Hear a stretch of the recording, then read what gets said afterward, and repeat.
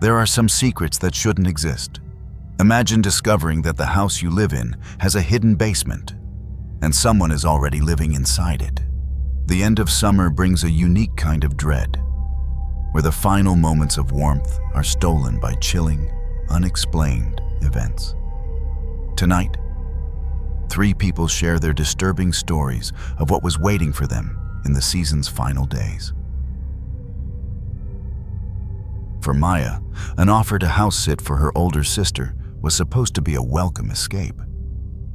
A week of solitude in the Vermont countryside was the perfect antidote to her cramped city apartment and the relentless August heat. Her sister Sarah and her husband Tom had recently bought their dream home, a beautifully renovated farmhouse nestled in a clearing surrounded by miles of dense, silent woods. It was the kind of idyllic isolation people paid a fortune for. As they gave Maya the final tour before leaving for their vacation, Tom pointed towards a heavy, antique door in the kitchen. "That leads down to the old wine cellar," he said casually. "The previous owners sealed it up decades ago. We haven't even tried to open it. So, you don't have to worry about anything down there."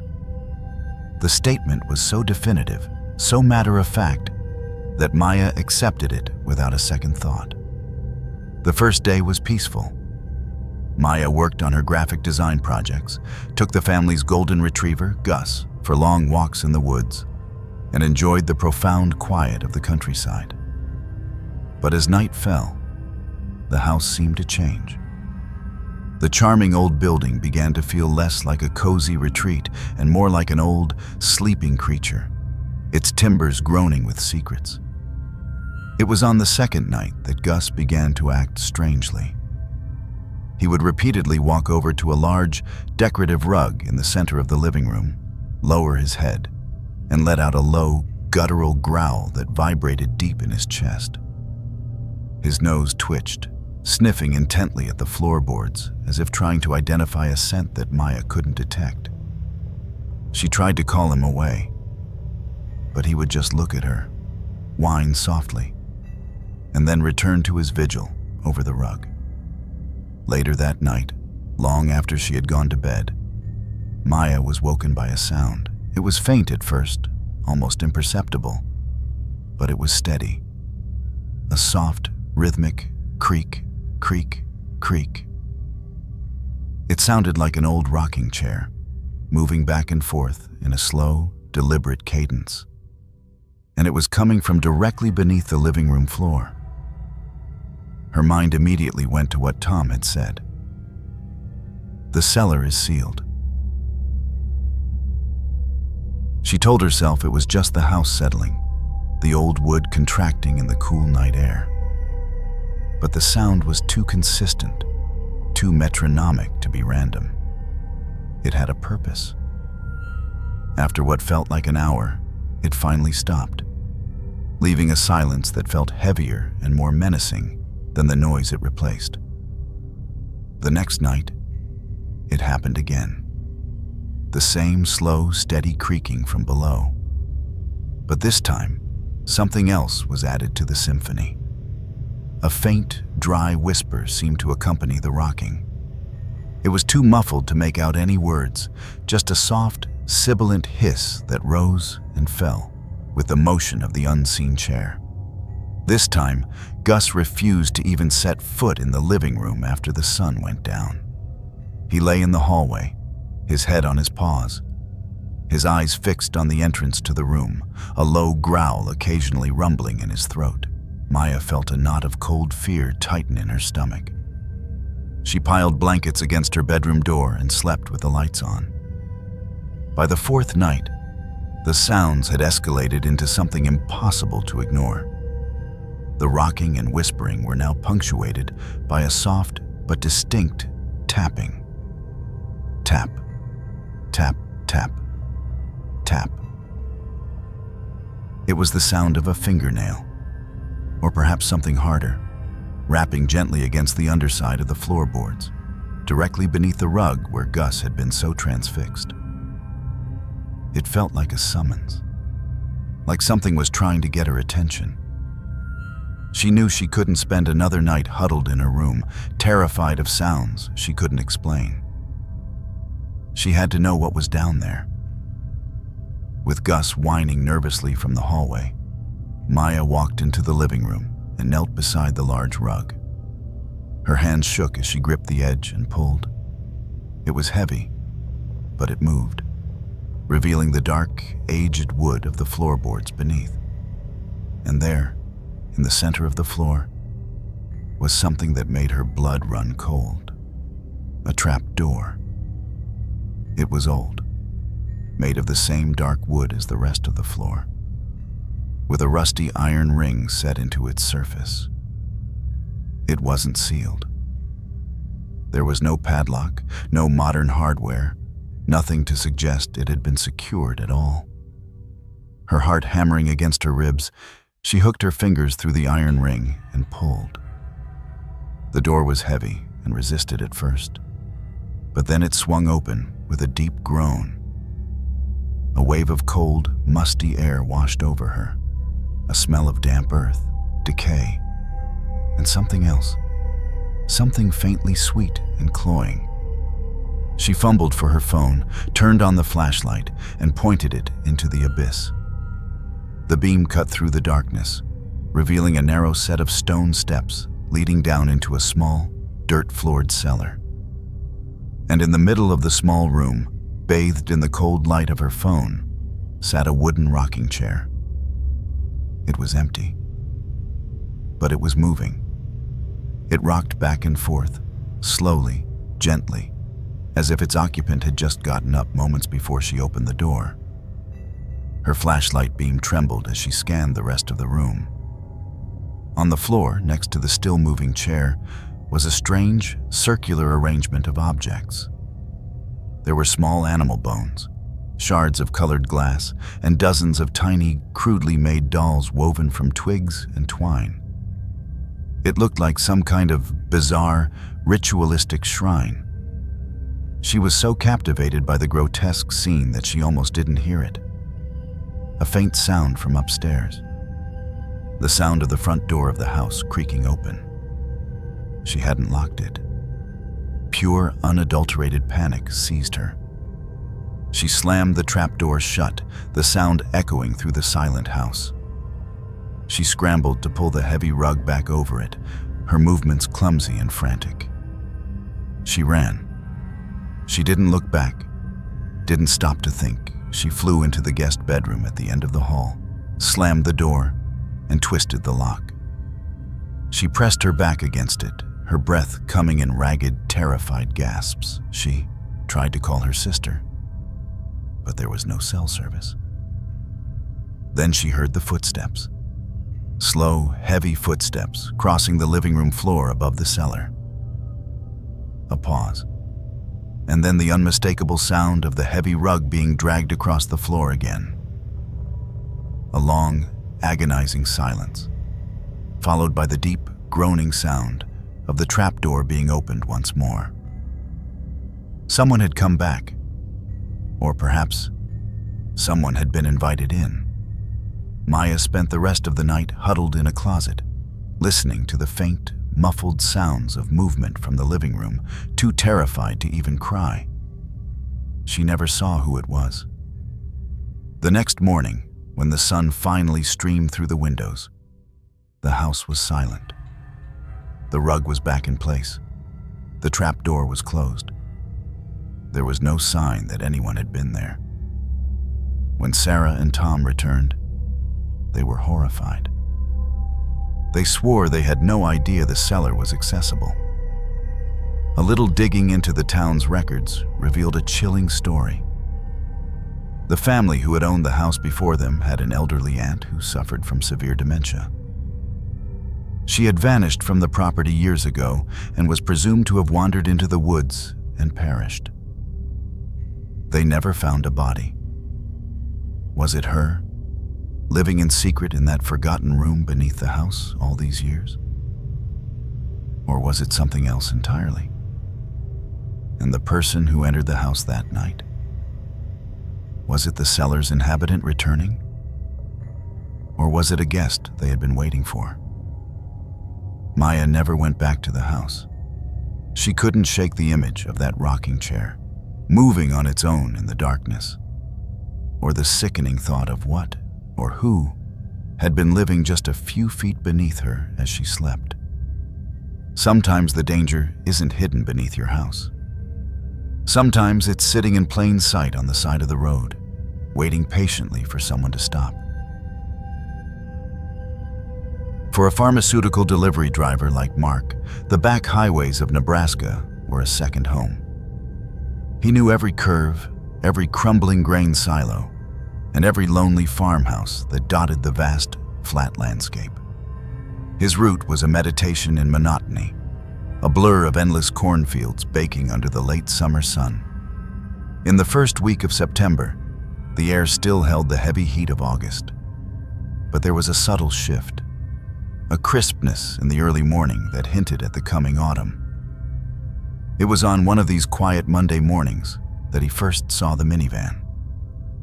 It was parked in front of the old Bluebird Inn, a place that had been a landmark of decay on his route for years. The inn was a sad, two-story structure with peeling paint and boarded-up windows, its faded blue sign creaking mournfully in the prairie wind. It had been abandoned for at least a decade, a skeletal relic from a time when the highway was a bustling artery of American travel. The minivan, a silver, older model, wasn't parked in the cracked asphalt lot. It was pulled onto the grassy shoulder, angled awkwardly towards the inn's entrance, as if the driver had made a last-second decision to swerve off the road and then simply stopped. Mark slowed his van, a flicker of professional curiosity nagging at him. The vehicle was empty. There were no hazard lights, no signs of distress. It was just sitting there, a strangely modern artifact against a backdrop of rot and neglect. He figured it was probably kids who had dared each other to spend a night in the haunted inn. Or maybe someone had simply run out of gas. In this part of the country, strange sights were common, and he had a schedule to keep. He pressed on, the image of the lonely minivan quickly fading in his rearview mirror. That evening, on his return trip, the sun was setting, painting the vast sky in hues of orange and purple. As he approached the Bluebird Inn, he saw that the minivan was still there. But something had changed, and the sight sent a cold jolt through him. All of its doors were now wide open. The driver's door, the passenger door, the sliding side door, and the rear hatch. All of them were gaping, like the jaws of a dead animal. It looked like an exhibition, a bizarre display of the vehicle's empty beige interior. The late-day sun cast long, eerie shadows inside the vacant seats. There was still no one around. This was no longer just strange. This was wrong.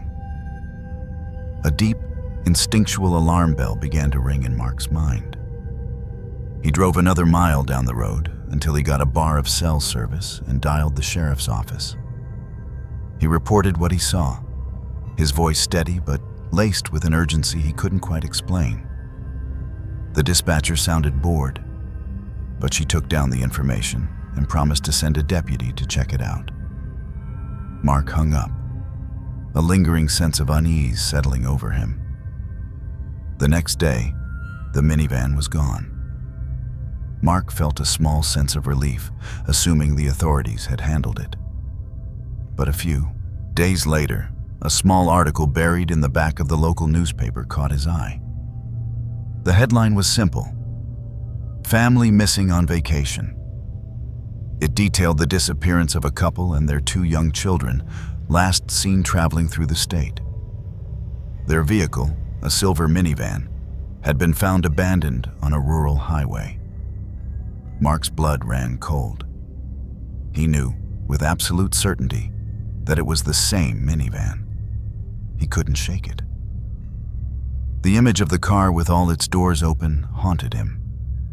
It felt like a clue, a piece of a puzzle that the authorities were missing.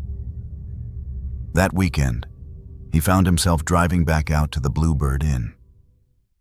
He told himself he was just being foolish. But he had to see it one more time. He parked his van and walked the perimeter of the decaying building.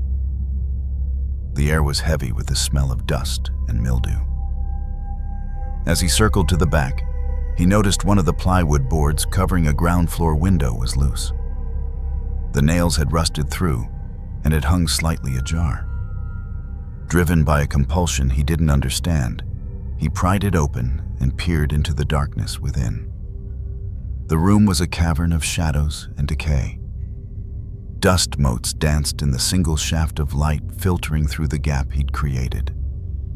As his eyes adjusted, he saw something that made him freeze, his breath catching in his throat. In the center of the large, empty room, 4 dining chairs were arranged in a neat, perfect row, facing the window he was looking through. They didn't belong to the inn. They were modern, simple wooden chairs, out of place amidst the debris. And on each chair there was a set of neatly folded clothes, a man's shirt and jeans, a woman's sundress, and 2 smaller sets of children's clothes. They were clean, pristine even, as if they had been placed there only moments ago. It was a silent, terrifying tableau, a family portrait, rendered in empty fabric. As he stared, dumbfounded, at the impossible scene, a sound from above made him flinch. A single, distinct creak from the floorboards of the 2nd story. He wasn't alone. Panic, raw and absolute, flooded him. He didn't wait to hear another sound. He stumbled back from the window, turned and ran. He didn't stop until he was back in his van, his heart pounding a frantic rhythm against his ribs. He immediately called Sheriff Brody, the local lawman he'd spoken to before. This time, his voice was a choked, panicked whisper. When the sheriff and 2 deputies met him back at the inn, Mark led them to the window. But when they shined their powerful flashlights inside, the room was empty. There were no chairs. There were no clothes. There was nothing but layers of dust, fallen plaster, and the deep, undisturbed silence of a place that had been dead for years. Sheriff Brody was a man nearing retirement, and his face was a mask of tired patience. He didn't call Mark a liar, but the look in his eyes was clear. There was nothing here. They did a cursory search of the inn, finding no signs of recent entry, no footprints in the dust other than their own. The investigation into the missing family eventually went cold. Another sad, unsolved mystery in a quiet corner of the country. But Mark knew what he had seen. The image of those folded clothes was burned into his memory. He was convinced he had stumbled upon the family's final, horrifying resting place, a stage set by an unseen director. Who had arranged those clothes so carefully? And more importantly, who had been on the 2nd floor that day, watching him? Had the inn itself, a place long since abandoned by the living, claimed them? He would never have an answer. All he knew was that for one brief, terrifying moment, he had looked through a window and seen a story that no one else was ever meant to see. Sometimes the most terrifying encounters don't happen in abandoned places. They happen in the wild, beautiful wilderness, where a friendly call into the darkness can bring back a response you'll wish you never heard. For a seasoned backpacker like Alex, the Sierra Nevada mountain range was a sanctuary. He thrived on the solitude, the rugged beauty, and the profound silence that could only be found miles away from any marked trail. His end-of-summer tradition was a multi-day solo trek into the backcountry, a final pilgrimage before the mountains were claimed by autumn snows. He had spent the day scaling a granite peak, and now, in the late afternoon of early September, he was making his way back down to his secluded campsite. But he had misjudged the fading light. The The sun dipped below the jagged western ridge far quicker than he'd anticipated, and the canyon he was descending into was already being swallowed by long, cold shadows. He was navigating a narrow, rocky trail at the bottom of the gorge, the granite walls rising hundreds of feet on either side of him. It was here, in the growing twilight, that he heard the sound. A sharp clatter of loose stones from the rim of the canyon high above. He froze, his head snapping up. It could have been a bighorn sheep, or just a natural rock slide. But in the deep silence of the mountains, every sound carried weight. Thinking it might be another hiker in distress, he cupped his hands around his mouth and called out, his voice clear and strong. "Is anyone up there?" "Are you okay?" The sound echoed off the canyon walls, bouncing back and forth before fading into the vast emptiness. He waited. The silence that followed was absolute. He shrugged, figuring it was just an animal, and continued on his way. He'd taken maybe a dozen more steps when he heard it again, a voice drifting down from the cliffs above. "Is anyone up there?" "Are you okay?" Alex stopped dead in his tracks. It was his own voice, perfectly mimicked, thrown back at him from the heights. It wasn't a natural echo. An echo is a fractured, fading thing. This was a perfect replication. But there was something wrong with it. It was delayed by just a second too long, and the inflection was subtly twisted, imbued with a mocking, almost playful quality. A cold unease trickled down his spine. He scanned the canyon rim, but it was too high, too shrouded in shadow to see anything. He told himself it was just a strange acoustic phenomenon, a trick of the canyon's geography. He kept walking, this time a little faster.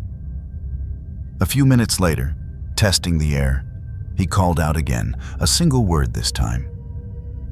"Hello?" The silence stretched for a few beats. Then, the voice returned, closer this time. "Hello?" It was another perfect imitation. But at the end, there was a new sound. A low, gravelly chuckle that seemed to scrape against the rocks as it descended. That was enough. Alex was no longer hiking. He was scrambling, his boots slipping on the loose scree as he practically ran down the trail. The feeling of being watched, of being toyed with, was overwhelming. He didn't look back. He just focused on the path ahead, his breath coming in short, panicked bursts. He finally burst out of the canyon and into the small clearing where he'd pitched his tent, his heart pounding a frantic drum against his ribs. The sky was now a deep, star-pricked indigo, and the air had a sudden, biting chill. His hands shook as he fumbled with his fire-starting kit. He needed a fire, not just for warmth, but for the primal sense of security it offered. A circle of light to hold the oppressive darkness at bay. The kindling finally caught, and soon a cheerful, crackling fire was pushing back the shadows, casting a warm, dancing glow on the surrounding pines. He sat on a log, trying to calm his racing heart, telling himself it was all in his head. Then he heard a twig snap at the edge of the clearing. He sprang to his feet, his eyes locked on the spot where the sound had come from. A figure stepped out of the darkness and into the flickering firelight. It was a man, tall and unnervingly thin, his clothes little more than tattered rags hanging from his gaunt frame. His hair was a wild, matted tangle, and his face was smeared with dirt, but it was his eyes that held Alex captive. They were wide, unblinking, and they burned with a feral, manic intensity in the firelight. The man stood there, just outside the ring of fire, and a slow, unsettling smile spread across his face. He didn't speak. He just stared. Alex, his hand instinctively gripping the handle of the large knife on his belt, found his voice. "Who are you? What do you want?" The man's smile widened. He tilted his head, a gesture of mock curiosity, and then he spoke, his voice a perfect, chilling echo of Alex's own from the canyon. "Is anyone up there? Are you okay?" He paused, then continued, his voice shifting to mimic Alex's second call. "Hello?" He finished with that same guttural chuckle, the sound even more horrifying coming from a face he could now see. Alex was paralyzed with a unique, specific kind of terror. This wasn't just a threat. It was a violation. This thing had been listening, studying him. "Get out of here!" Alex screamed, his voice cracking. "I'm warning you!" The man just laughed, and the sound was a perfect, mocking imitation of Alex's own scream of terror. Then, without any further warning, he lunged. He moved with a startling, inhuman speed, closing the distance between them in a heartbeat. He didn't throw a punch. He attacked like a rabid animal, clawing at Alex's face, his teeth bared in a snarl. Alex stumbled backward, bringing his arms up to defend himself, and the two of them fell to the ground in a tangle of limbs. The man was surprisingly strong, his wiry frame powered by a mad energy. He was trying to bite Alex's neck, his breath hot and foul. In the desperate struggle, Alex managed to shove him away with all his might. The man stumbled backward, his feet catching on the edge of the fire pit. He fell, landing with his back and legs directly in the glowing embers. The scream that erupted from him was not an echo. It was a raw, piercing shriek of pure, unadulterated agony. He writhed on the ground, frantically beating at the flames that had begun to lick at his tattered clothes. The smell of burning hair and fabric filled the air. Scrambling to his feet, he gave Alex one last look of searing hatred, then turned and crashed back into the darkness of the forest, his pained screams slowly fading into the distance. Alex didn't sleep that night. He sat with his back against a tree, his knife in his hand, feeding the fire until it was a roaring bonfire, and he watched the shadows until the first gray light of dawn broke over the mountains. He didn't bother packing his camp properly. He stuffed everything into his pack and hiked the miles back to his car without stopping once. He never filed a report. Who would believe him?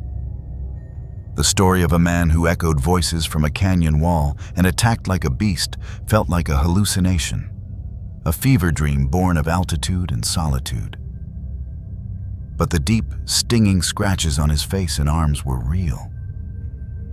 He was left with the chilling, inescapable question. How long had that man been watching him, listening to him? And how many other lonely hikers had called out into the beautiful, empty wilderness, only to have the darkness answer back? The end of summer often brings a quiet melancholy, a sense of something beautiful coming to a close. But for some, that quiet is filled with a new and lasting dread. It's a reminder that even in our most familiar spaces, our homes, our local roads, our favorite wilderness spots, we are only ever temporary guests. And sometimes, the permanent residents don't like to be disturbed. What secrets are buried just out of sight, waiting for the seasons to turn? If you've had a disturbing end of summer experience, tell us your story in the comments below. Stay in the dark, subscribe, share, and never miss a scare.